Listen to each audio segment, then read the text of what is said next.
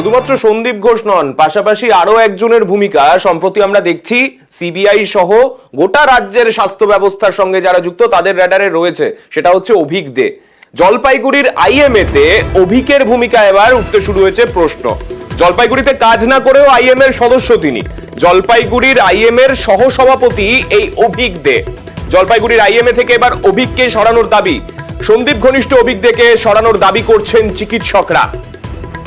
আমাদের সঙ্গে রয়েছেন আমাদের প্রতিনিধি শান্তনু। শান্তনুর থেকে জানতে চাইবো, শান্তনু, সেখানকার যারা চিকিৎসকরা রয়েছেন অভিকদের বিরুদ্ধে তাদের কি কোনো স্পেসিফিক অভিযোগ রয়েছে, বা ঠিক কি কি বিষয় তারা এই অভিযোগের ক্ষেত্রে কি কি বলছেন তারা? প্রথমত আর্থিকরের ঘটনা সামনে আসার পর থেকেই কিন্তু বিতর্কিত এই অভিজ্ঞ, এবং এই অভিজ্ঞকে বিরুদ্ধে কিন্তু ইতিমধ্যেই পদক্ষেপ নিয়েছে রাজ্য স্বাস্থ্য দপ্তর, একই সঙ্গে মেডিকেল কাউন্সিল। প্রশ্ন উঠছে যে এই অভিজ্ঞকে কেন জলপাইগুড়ি আইএম এর পদে রাখা হলো। 5 বছর হয়ে গেছে জলপাইগুড়ি আইএম এর নির্বাচন, প্রায় শেষের দিকে এসছে আইএম এর মেয়াদ। সেই জায়গাতে বিতর্কিত এই চিকিৎসক নেতাকে নিয়ে যে প্রশ্নটা, বর্তমান চিকিৎসকদের তাদের বক্তব্য, তারা আগেও এই প্রশ্ন তুলেছেন, কিন্তু তাদের সেই প্রশ্ন ধোকে দেখেনি যে অভিজ্ঞ এই জলপাইগুড়ি জেলাতে কোনোদিনই কাজ করেননি, কিন্তু তাকে চিকিৎসক সংগঠনের মাথায় রাখা হয়েছে, অর্থাৎ সহ সভাপতির পদের দায়িত্ব দিয়ে রাখা হয়েছে। কিন্তু এতদিন পর্যন্ত গত 5 বছরে যত মিটিং হয়েছে তাতে অভিজ্ঞকে দেখা যায়নি, কিন্তু তাকে রাখার উদ্দেশ্য কি ছিল সেই নিয়েও প্রশ্ন উঠছে যে স্টেট কাউন্সিলে যাতে অভিজ্ঞকে পাঠানো যায় তার জন্য জলপাইগুড়ি আইএমএ তে সদস্য করা হয়েছিল অভিজ্ঞকে, এবং এই অভিজ্ঞ সহ জলপাইগুড়ি থেকে যারা নির্বাচিত হয়েছেন বা মনোনীত হয়েছেন তাদের মধ্যে থেকে 15 জন গেছিলেন স্টেট কাউন্সিলে। সেই স্টেট কাউন্সিলেও কিন্তু অভিজ্ঞকে পাঠানো হয়েছে জলপাইগুড়ির সদস্য হিসাবে, এবং এই সব নিয়ে প্রশ্ন উঠছে। এবং আর্থিকরের ঘটনা সামনে আসার পর প্রশ্ন উঠছে কেন অভিজ্ঞকে জলপাইগুড়ি আইএমএ পদে রাখা হবে, এবং এই নিয়ে কিন্তু চিকিৎসকদের একটা অংশ কিন্তু ক্ষুব্ধ। তারা ইতিমধ্যেই কিন্তু সম্পাদক সভাপতির সাথে যোগাযোগ করার চেষ্টা করেছেন, তাদের মধ্যে বেশ কয়েকজন পদত্যাগেরও হুঁশিয়ারি দিয়েছেন, কারণ যাকে নিয়ে বিতর্ক তাকে কেন পদে রাখা হবে।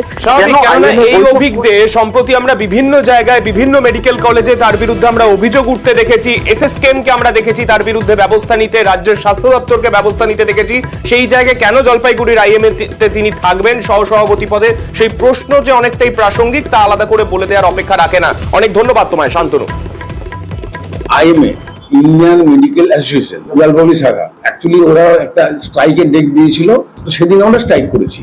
লোকাল কিছু করার ক্ষমতা বা অন্য কিছু আমি দেখতে পাই না। 1 নম্বর, আমাদের যা করে মোটামুটি সেটাই সবকিছু করেন। অভিজ্ঞকে নিয়ে প্রশ্ন উঠছে, আমি এখানে সদস্য থাকা সহসভাপতি, ওইগুলো নিয়ে আমি ভালো করে তাকে চিনিও না, নাম হয়তো আছে, আমি দেখিও নি কতগুলো আমাদের স্টেট কাউন্সিল মেম্বার অন্য কিছু। সবাই যে সিদ্ধান্তটা বের করে দেওয়া হবে সেটা না, সেটা আইবি থেকে জানাবে, সিদ্ধান্ত নিশ্চয় মানতে হবে। আমি সিদ্ধান্ত যা হবে সেটা মানতে হবে। আমি আমার ডাক্তারিটা বুঝি, আর অন্যগুলো অতটা বুঝি না।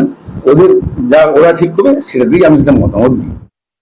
আইএমএ যদি এই ক্রান্তিকালে নীরব থাকেন তাহলে ভবিষ্যতে এদের গ্রহণযোগ্যতা কমে যাবে। জলপাইগুড়ি আইএমএ তে এমন অনেকজন আছেন যারা এই পরিস্থিতিতে দাঁড়িয়ে সর্বজন নিন্দিত, এবং তাদের জলপাইগুড়িতেও বাড়ি না, তাদেরকে আইএমএ এর পদাধিকারী করে রাখা হয়েছে। কে বা কারা করেছে আমরা জানি না, কিন্তু এভাবে তো চলতে পারে না। জলপাইগুড়ি চিকিৎসক হিসাবে আমার দাবি এই আইএমএ কে নতুন ভাবে গঠন করা হোক, যাতে আইএমএ সমস্ত সামাজিক সমস্যায় আগিয়ে আসতে পারে।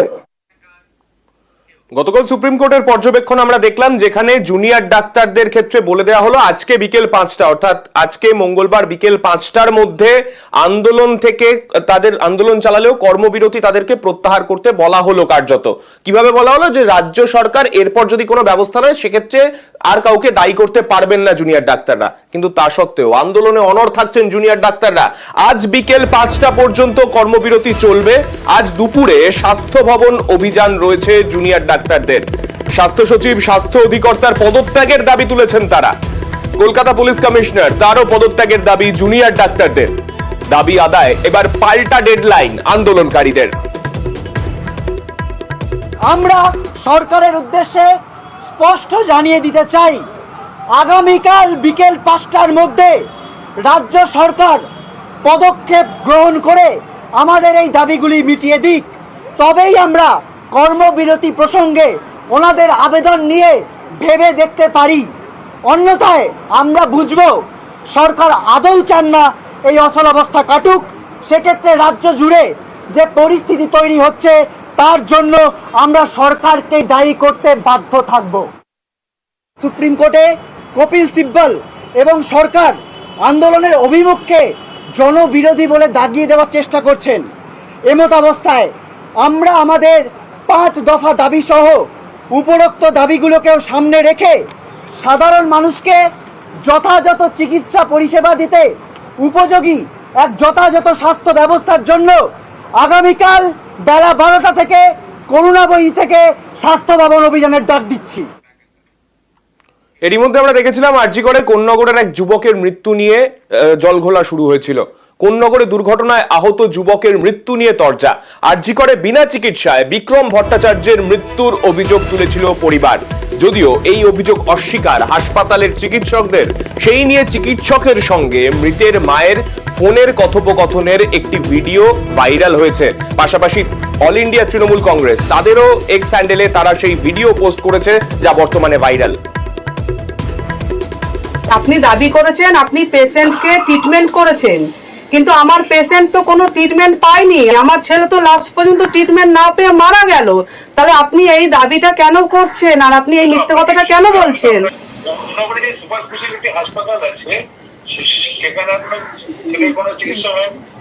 না স্যার, ওখানে কোনো চিকিৎসা না, কোনো চিকিৎসা হয়নি। আমাদের কোন্নগরে সেরকম কোনো হসপিটাল নেই, কোনো হসপিটাল নেই। আপনি আমার কথা শুনুন, কোন্নগর সুপার স্পেশালিটি হাসপাতালে নেই নেই নেই, কোনো কোনো কোনো হসপিটাল নেই স্যার, ঠিক আছে? না না, সেখানে আমাদের এখানে কোনো হসপিটাল নেই স্যার, ঠিক আছে? ওদের চিকিৎসা পেয়েছে, আপনার ছেলেকে যে চিকিৎসা করা হয়েছে সেটা আরজিকর মেডিকেল কলেজের যিনি ভাইস প্রিন্সিপাল সপ্তর্ষি চট্টোপাধ্যায় তিনি বলেছেন। না, এটা পুরোপুরি স্যার আপনারা মিথ্যা কথা বলছেন এবং আমাকেও মিথ্যাবাদী বানাচ্ছেন। এটা বলবেন না স্যার, দয়া করে এটা বলবেন না আপনারা। আপনার কথা শুনে নিলাম, ঠিক আছে? ঠিক, আপনি এটা বলবেন না। তিলোত্তমার মা যেমন একজন সন্তানকে হারিয়েছে, না আমিও একটা সন্তানকে হারিয়েছি। হ্যাঁ, তিলোত্তমার যেমন একটা আপনার বিচার প্রয়োজন, বিচার চাই আমরা, আমার সন্তানটারও একটা বিচার চাই। ডাক্তার কোনো ট্রিটমেন্ট করেনি। আমি যেখানেই যাচ্ছি সেখানেই ডাক্তার নেই। আমি যেই বিল্ডিং এ সেই বিল্ডিং এই বলছে ডাক্তার নেই। আমার ছেলের ট্রিটমেন্টটা তো হয়নি, কেন উনি ক্ষমা চাইবেন? আমার ছেলেকে নিয়ে আমি দৌড়াদৌড়ি করেছি, তাও 3 ঘন্টা হয়ে গেছে, কোনো চিকিৎসা হয়নি, কোনো ট্রিটমেন্ট হয়নি। এবং তার সাথে আমি যে আমার ছেলেটাকে হারিয়েছি, আমাকেও ওনারা মিথ্যাবাদী বানাচ্ছেন। আমি এখন চাইছি আমার ছেলের জন্য বিচার হোক। জুনিয়র চিকিৎসকদের তরফে কোন্নগরের এই যুবকের মৃত্যুর বিষয়ে ঠিক কি দাবি তারা সেদিন করেছিলেন শোনাবো। পেশেন্ট এসেছিলেন বাইরে থেকে রেফার হয়ে, ওনার পলিট্রমা ছিল। পলিট্রমা মানে ওনার দুটো পায়ে মানে ফিমার ফ্র্যাকচার ছিল এবং একটা হেড ইনজুরি ছিল। সাথে সাথেই ওনাকে টেটেনাস, অ্যান্টিবায়োটিক এগুলো সব দেওয়া হয় এবং আইভি ফ্লুইড, ব্লাড রিকুইজিশন সবই করা হয় এবং সিনিয়র ডাক্তার উপরে চিকিৎসা শুরু করেন এবং ওনাকে স্টেবিলাইজ করে এক্স রে করতে পাঠানো হয় এবং সিটি স্ক্যান করতে পাঠানো হয়। তো এক্স রে ওনার হয়, তারপর যখন সিটি স্ক্যানের ঘরে যায় ওনার হঠাৎ করে মানে শ্বাসকষ্ট শুরু হয় এবং একটা অবস্থার অবনতি হয়। দীর্ঘ চেষ্টা পরেও ওনাকে রিসাসিট করা যায় না এবং উনি এক্সপায়ার করেন। তো ওই আনঅ্যাটেন্ডেড অবস্থায় বিনা চিকিৎসায় মারা গেছেন, এই ন্যারেটিভটা সম্পূর্ণরূপে ভুল। আর কোন্নগরের ঘটনায় মৃত যুবকের মা তিনি ঠিক কি বলেছেন জুনিয়র ডাক্তারদের সেই দিনের এই বক্তব্যের প্রসঙ্গে শোনাবো। ডাক্তার কোনো ট্রিটমেন্ট করেনি। আমি যেখানেই যাচ্ছি সেখানেই ডাক্তার নেই। আমি যেই বিল্ডিং এ সেই বিল্ডিং এই বলছে ডাক্তার নেই। আমার ছেলের ট্রিটমেন্টটা তো হয়নি, কেন উনি ক্ষমা চাইবেন? আমার ছেলেকে নিয়ে আমি দৌড়াদৌড়ি করেছি, তাও 3 ঘন্টা হয়ে গেছে, কোনো চিকিৎসা হয়নি, কোনো ট্রিটমেন্ট হয়নি। এবং তার সাথে আমি যে আমার ছেলেটাকে হারিয়েছি, আমাকেও ওনারা মিথ্যাবাদী বানাচ্ছেন। আমি এখন চাইছি আমার ছেলের জন্য বিচার হোক।